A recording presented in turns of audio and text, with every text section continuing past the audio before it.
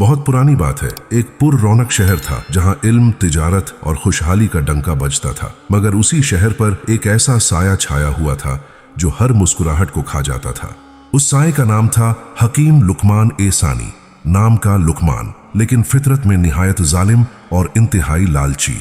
उसने अपनी मामूली सी हिकमत और चंद दवाओं के सहारे पूरे शहर को अपनी गिरफ्त में कर लिया था। शाही तबीब होने का फायदा उठाते हुए उसने एक सख्त कानून बनवा लिया। कोई भी शख्स उसकी इजाजत के बगैर दवा या जड़ी बूटी बेच नहीं सकता। नतीजा ये निकला कि मामूली से बुखार की दवा भी सोने के भाव बिकने लगी। गरीब आदमी अपनी पूरी जिंदगी की कमाई देकर भी इलाज हासिल न कर पाता। अगर कोई गरीब दवा के पैसे न दे पाता तो हकीम उससे उसका घर, उसके मवेशी या फिर उसके बच्चों को बतौर गुलाम रख लेता था। शहर के लोगों के लिए बीमारी मौत से ज्यादा खौफनाक हो गई थी, क्योंकि मौत आजादी देती थी लेकिन हकीम की दवा गुलामी। ऐसे ही अंधेरे दौर में एक दिन मुल्ला नसीरुद्दीन अपने पुराने गड्ढे पर सवार, सिर पर बड़ी सी पगड़ी और चेहरे पर पुरअसर मुस्कुराहट लिए शहर में दाखिल हुए। उन्होंने देखा कि बाजार में न हंसी थी न रोशनी, सिर्फ खौफ। लोग एक दूसरे से नजरें चुराकर गुजरते और हर कोने पर हकीम के सिपाही तलाशी लेते नजर आते कि कहीं कोई सस्ती दवा तो नहीं छुपा रहा। मुल्ला ने शहर के बीच एक पुराने दरख्त के नीचे अपना ठहरा जमा लिया। इतने में उनकी नजर एक बूढ़े बाप पर पड़ी जो अपने बीमार बेटे को लिए हकीम की देहरी के बाहर रोता बैठा था। एक सिपाही ने उसे धक्का देते हुए कहा, जब तक सोने की अशरफी नहीं लाओगे हकीम साहिब तुम्हारे बेटे की नब्ज तक नहीं देखेंगे। ये मंजर देखकर मुल्ला का दिल बेचैन हो गया। वो बूढ़े के पास जाकर बोले, भाई रोना बंद करो। रोने से न दवा मिलती है न दर्द कम होता है, सिर्फ हिम्मत टूट जाती है। बूढ़े ने आंसुओं भरी आंखों से कहा, ऐ मुसाफिर, ये हकीम नहीं जल्लाद है। इसने आधा शहर अपना कर्जदार बना लिया है। मेरे पास देने को कुछ नहीं, मेरा बेटा मर जाएगा। मुल्ला ने अपनी दाढ़ी पर हाथ फेरा, आसमान की तरफ देखा और फिर बुलंद आवाज में कहा, जब झूठ की हुकूमत हो तो सच का एक लफ्ज ही बगावत होता है, और आज वो बगावत मैं करूंगा।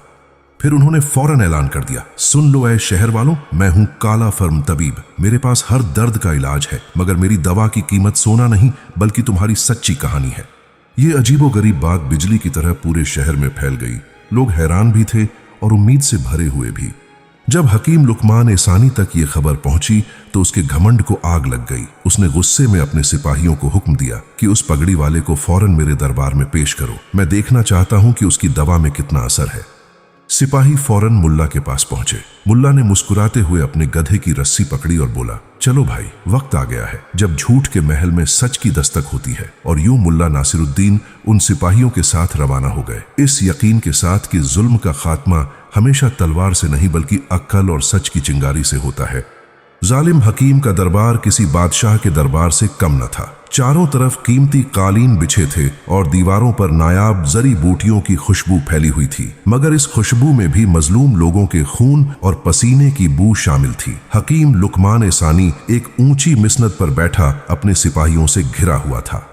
जब मुल्ला नासिरुद्दीन अपने फटे पुराने लिबास और उस पुरानी पगड़ी में दाखिल हुए तो हकीम ने उन्हें सिर से पांव तक हिकरत से देखा और एक कहा लगाया, तो तुम हो वो काला हकीम जो मेरे शहर में मुफ्त दवाइयां बांटने का दावा कर रहे हो। मुल्ला ने निहायत सुकून से कहा, हकीम साहिब, हिकमत किसी की जागीर नहीं होती। ये तो अल्लाह की वो नेमत है जो दिलों को सुकून देने के लिए दी जाती है, दुकान चमकाने के लिए नहीं। हकीम की आंखों में गुस्सा उतर आया। उसने कहा, बकवास बंद करो, मेरे पास दुनिया की हर नायाब दवा मौजूद है। अगर तुम सच्चा तबीब हो तो बताओ मेरे पास आने वाले मरीजों का इलाज क्या है, और अगर तुम नाकाम रहे तो तुम्हें हमेशा के लिए इस शहर से निकाल दिया जाएगा। मुल्ला नसीरुद्दीन ने मुस्कुराते हुए कहा, ठीक है, मगर मेरी एक शर्त है। मैं यहाँ सिर्फ उन्हीं लोगों का इलाज करूंगा जिन्हें आपकी महंगी दवाओं ने और भी बीमार कर दिया है, और मेरी दवा की कीमत सोना नहीं बल्कि आपका वही सुनहरी तराजू होगी जिससे आप लोगों की मजबूरी तोलते हैं। दरबार में सन्नाटा छा गया। हकीम ने सोचा, ये पागल मुसाफिर भला क्या इलाज करेगा। उसने गरज कर कहा, मंजूर है। अगर तुम जीत गए तो तराजू तुम्हारा, और अगर हार गए तो यह तुम्हारी पगड़ी और गधा शाही अस्तबल की निगरानी में होंगे। मुल्ला ने पहले मरीज को बुलाया। वह वही बूढ़ा बाप था जिसका बेटा मौत और जिंदगी की कशमकश में था। हकीम ने कहा, इसके बेटे को फीफरों की ऐसी बीमारी है जिसका इलाज सिर्फ मेरी कस्तूरी वाली दवा में है, जिसकी कीमत 100 अशरफियां है। मुल्ला ने मरीज की नब्ज देखी और फिर हकीम की तरफ मुड़कर बोले, इस बच्चे को कस्तूरी की नहीं बल्कि इंसाफ की ठंडक की जरूरत है। मुल्ला ने थैले से एक सादा सा मिट्टी का प्याला निकाला और उसमें घर से लाया हुआ सादा पानी डाला। फिर उन्होंने बाप से कहा, इस प्याले में अपने दिल का सारा दुख और हकीम की सख्ती की कहानी सुनाकर फूंक मारो। जब बूढ़े ने रोते हुए अपनी दास्तान सुनाई और पानी पर दम किया तो मुल्ला ने वह पानी बच्चे को पिला दिया। मुल्ला ने ऊंची आवाज में कहा, जुल्म की दवा हमेशा मजलूम की दुआ में होती है। कुछ ही मिनटों में बच्चे के चेहरे पर रौनक लौट आई और उसने अपनी आंखें खोल दी। दरबार में मौजूद लोग बोले, सुभान अल्लाह। हकीम बौखला गया और चिल्लाया, ये तो जादूगरी है, पानी से भला इलाज कैसे हो सकता है? मुल्ला ने जवाब दिया, हकीम साहिब, जब दिल साफ हो तो पानी भी अमृत बन जाता है और जब नीयत खराब हो तो कस्तूरी भी जहर बन जाती है। अभी तो यह सिर्फ शुरुआत थी। मुल्ला ने हकीम की सल्तनत की दीवारों को हिलाना शुरू कर दिया था। हकीम ने अपने खास सैनिक को इशारा किया और ऊंची आवाज में कहा, मुल्ला, तुमने एक बच्चे को ठीक करके समझ लिया कि तुम माहिर तिब हो। यह तो महज एक इत्तेफाक था। अगर तुम वाकई बड़े तबिब हो तो मेरे इस सियाह शरबती का इलाज करके दिखाओ। हकीम ने एक सुनहरी सुराही निकाली और उसमें से एक गहरा काला शरबत एक कीमती जाम में डाला। उसने मुस्कुराते हुए कहा, इसमें दुनिया की खतरनाक तरीन जड़ी बूटियों का अर्क है। जो भी इसे पीता है उसका जिस्म ठंडा पड़ जाता है और जबान गूंग हो जाती है। इसका तोड़ सिर्फ मेरी तिजोरी में बंद यकूती दवा में है। अगर तुम्हारे पास कोई ऐसी दवा है जो इस जहर को मात दे सके तो पेश करो, वरना अपनी हार स्वीकार कर लो। दरबार में मौजूद लोग खौफ से कांपने लगे। सबको मालूम था कि हकीम ने कई लोगों को इसी तरह रास्ते से हटाया था। मुल्ला नसीरुद्दीन ने जाम उठाया, उसकी खुशबू सूंघी और फिर थोड़ी देर खामोश रहे और बोले, हकीम साहब, जहर का इलाज दवाओं में नहीं बल्कि जहर निकालने वाले की नीयत में होता है। मैं यह शरबत पीने को तैयार हूँ, मगर मेरी एक और शर्त है। अगर मैं इसे पीकर जिंदा बच गया तो आपको आज ही उन सभी मजलूम लोगों को आजाद करना होगा जिन्हें आपने कर्ज के बदले गुलाम बना रखा है। हकीम ने सोचा कि यह तो खुद मौत के मुंह में जा रहा है। उसने फौरन कहा, मंजूर है। मुल्ला ने बिस्मिल्लाह पढ़ी और वह पूरा जाम एक ही सांस में पी गए। पूरे दरबार में मौत जैसी खामोशी छा गई। सब लोग सांस रोके देख रहे थे कि कब मुल्ला का शरीर नीला पड़ेगा या वह जमीन पर गिरेंगे। मुल्ला ने आंखें बंद कर लीं और थोड़ी देर के लिए बिल्कुल स्थिर हो गए। हकीम खुशी से झूम उठा और बोला, देखा, मेरी हिकमत के सामने ये पगड़ी वाला ढेर हो गया। मगर अभी उसके अल्फाज पूरे भी नहीं हुए थे कि मुल्ला ने जोरदार हंसी के साथ कहा, हकीम साहब, आपका शरबत तो बड़ा लजीज था मगर थोड़ी चीनी कम थी। अगली बार थोड़ा शहद भी डाल दीजिएगा। हकीम की आंखें हैरत से फटी रह गईं। ये कैसे मुमकिन है? तुम मरे क्यों नहीं? मुल्ला ने अपने थैले से एक पुरानी सूखी हुई प्याज निकाली और उसे छील कर खाने लगे। उन्होंने कहा, हकीम साहब, आपने जो जहर दिया था वो उन दवाओं से कम खतरनाक था जो आप गरीबों को महंगे दामों पर बेचते हैं। मेरी दवा ये सादा प्याज और सच्ची नीयत है। जिसका पेट हलाल रिज्क से भरा हो उस पर आपके बनावटी जहर का कोई असर नहीं करता। लोग खुशी से चिल्लाने लगे, मुल्ला जिंदाबाद। हकीम लुकमान एसानी अब पहली बार अपनी शिकस्त का खौफ महसूस करने लगा। उसे समझ आ गया कि यह मुसाफिर कोई आम ताबिब नहीं बल्कि जुल्म की दीवारों को गिराने वाला एक तूफान है। जालिम हकीम को अब समझ आ चुका था कि मुल्ला नसीरुद्दीन को जहर या दवाओं से शिकस्त देना मुमकिन नहीं। उसने अपनी साजिश का रुख बदलकर शहर के बादशाह की तरफ कर दिया। बादशाह हमेशा से ही वहमी था और उसे लगता था कि वह किसी नामालूम बीमारी का शिकार है। हकीम ने बादशाह के कान भर दिए कि सरकार, शहर में एक जादूगर मुसाफिर आया है जो लोगों को झूठी तसल्ली देकर लूट रहा है। अगर उसने आप पर जादू कर दिया तो सल्तनत खतरे में पड़ सकती है। बादशाह खौफजदा हो गया और उसने फौरन मुल्ला को शाही दरबार में तलब किया। मुल्ला नसीरुद्दीन अपने गधे पर सवार होकर दरबार पहुंचे, जहां हकीम पहले से ही बादशाह के बराबर में बैठा मुस्कुरा रहा था। बादशाह ने गरज कर कहा, ऐ शख्स, हकीम साहब का कहना है कि तुम बिना दवाओं के इलाज का ढोंग करते हो। आज मेरा मुआयना करो और अगर तुमने मेरी बीमारी का सही हल न निकाला तो तुम्हें हमेशा के लिए कैद कर दिया जाएगा। मुल्ला ने बादशाह की नब्ज पकड़ी, उनकी आंखों में देखा और फिर एक गहरी ठंडी सांस भरी। दरबार में सन्नाटा छा गया। हकीम ने सोचा कि अब मुल्ला फंस गया है। मुल्ला ने निहायत संजीदगी से कहा, सुल्तान, आपको कोई आम बीमारी नहीं बल्कि आपको सुनहरी दीवार का रोग लग गया है। इसका इलाज दुनिया की किसी जड़ी बूटी में नहीं बल्कि सिर्फ उस मिट्टी में है जो इस शहर के सबसे खुशहाल और मुतमिन शख्स के जूतों के नीचे लगी हो।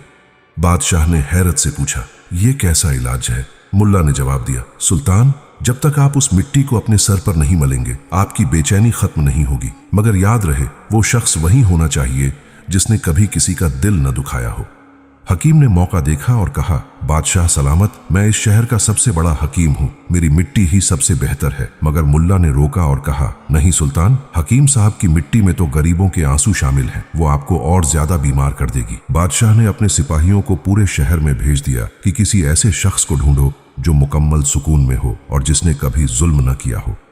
शाम तक सिपाही खाली हाथ लौटे। पूरे शहर में कोई ऐसा अमीर या बड़ा शख्स नहीं मिला जो वाकई खुश हो, क्योंकि सब हकीम के जुल्म और खौफ के नीचे दबे हुए थे।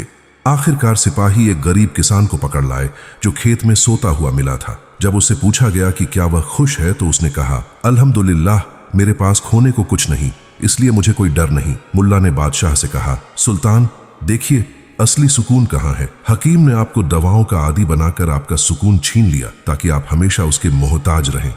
बादशाह को पहली बार अपनी गलती का एहसास हुआ। हकीम का चेहरा पीला पड़ गया क्योंकि मुल्ला ने उसकी तिजारत खौफ का पर्दा फाश कर दिया था। बादशाह ने हुक्म दिया कि हकीम की तमाम तिजोरियां खोल दी जाए, मगर मुल्ला ने कहा, सुल्तान, अभी तो असली नुस्खा बाकी है।